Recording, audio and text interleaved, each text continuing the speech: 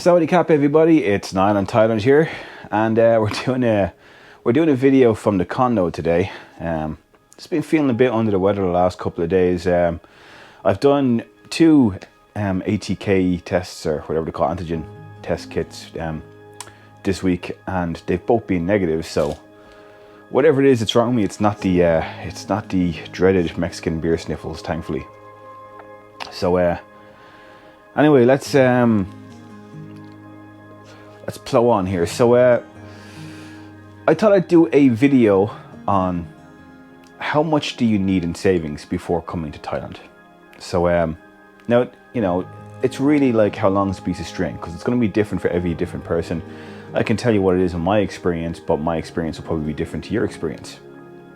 So and when I say this, I mean excluding your initial kind of setup cost. I'm assuming that you've already booked your flight, but let's just say, like, so you need that's $500, say, for example, like €500 from Ireland or the UK. I don't know what it is, like what part of the world you're in, but like you've booked your flight.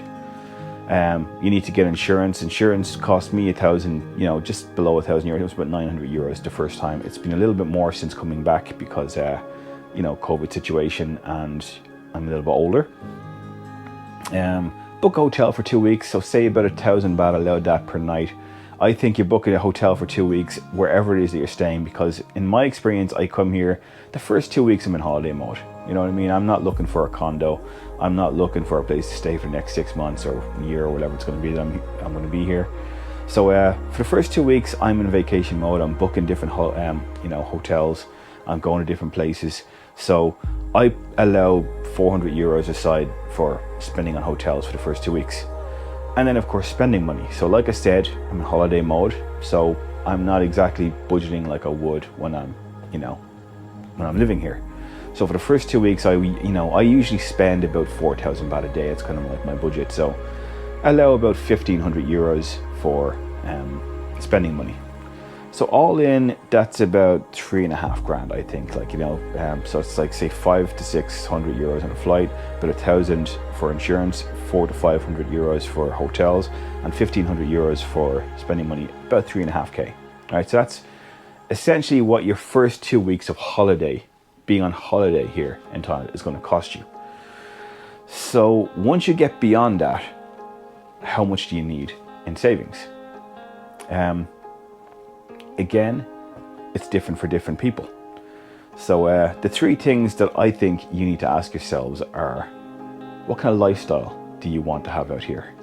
Do you want a humble lifestyle where you can get by in a single bedroom condo? You don't need anything particularly flash, just something in a decent central location, but it's far enough away from the city center that it's not going to cost you an arm and a leg. How long do you intend on staying? You're going to stay for 6 months? You're going to stay for a year? You're going to stay less than 6 months? Maybe some people just want to come out here for 3 months, or whatever. And do you intend to earn money as you go? So if you're doing the whole digital nomad thing, do you have an income? Or even if you're if you're here in some other kind of a residual income that you have, do you have that? Or are you planning on just surviving on savings that you have? So my situation is that I'm doing the whole digital nomad thing. So I earn money as I stay here. Tackle the first thing first. So lifestyle. I have a particularly modest lifestyle. So my condo is less than 10,000 baht per month, and I spend about 10,000 baht a week on average. You know what I mean? So that includes my utility bills. That includes phone bill, all that kind of stuff, and entertainment, and food for the week. Sometimes I eat out, I order on Grab or something like that, and sometimes I might just cook at home, or my girlfriend will cook at home. So I need about 50 to 55,000 baht per month. That usually is enough to. That's usually sufficient for me. For 6 months being out here, most of the time I earn enough money to get by. You know what I mean? I earn enough money that I don't need to, dig into my savings. But sometimes I have problems where a client doesn't pay me on time. You know what I mean? That's just the nature of the industry I'm in. I give 30 days credit. but they don't always pay in those 30 days. Some of them pay immediately. Like, you know, I've got really good clients that, like, I do a job from them on the Monday, the money's in my account by Friday. You know, I love those clients. They're my favorite guys, like, you know, but I do have guys that, you know, for whatever reason, they don't pay on time. And, you know, in those situations, you haven't budgeted for that loss. Like, you know, like you might think, oh, like, you know, I've earned this much money, I have this much money coming in this month, I can afford to buy something nice. Like, you know, I can afford a new camera, or I can afford a new phone, or I can afford, you know, whatever. So you might go off and do that, and then the end of the month comes along, that guy hasn't paid you, and you're like, oh, I need some money, and, you know, I haven't budgeted for that loss. Like, you know, I haven't budgeted for that loss of income this month. In that situation, you need savings. You need to have you need to have some kind of a backup there that you can withdraw money from should you need it. Like, you know, but the question is how much. How much is sufficient? So, like I said, the initial cost, like when you're in holiday mode, I think that is separate to the whole, you know, budget thing, to the whole savings thing. I think that $3,500 is money that you come in here, that's money that's in your back pocket, that's money that you're going to spend in the first 2 weeks, and you're not even going to think about it. How much do you have aside from that in your backup?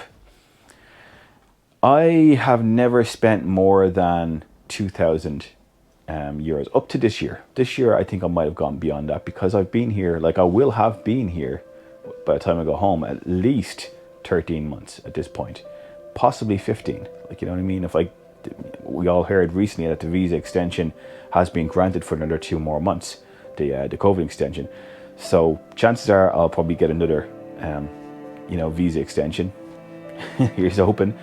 And then I'll be going home in May.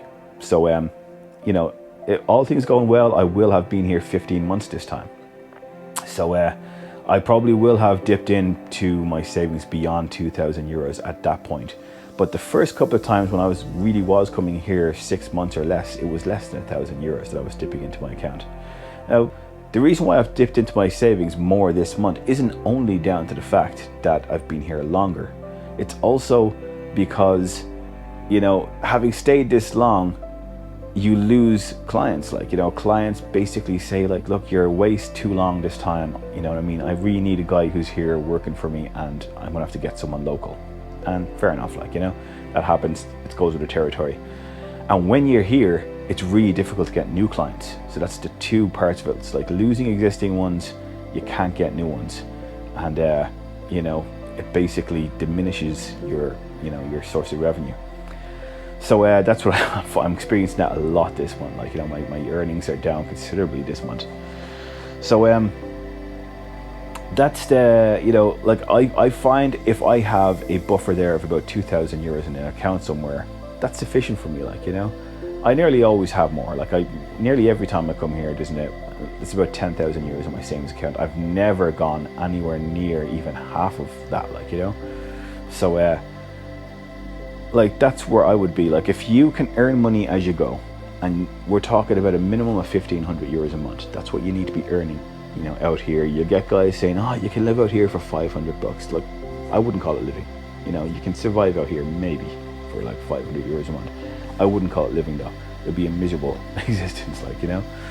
1,000 at the absolute bare minimum, but really to have a comfortable enough existence out here, you would want to have about 1,500 euros income per month. So if you have that, I would have a savings account somewhere with 2,000 euros on the side. So that's 1,000 euros should have needed, you know, for whatever, you know, say you're short some month.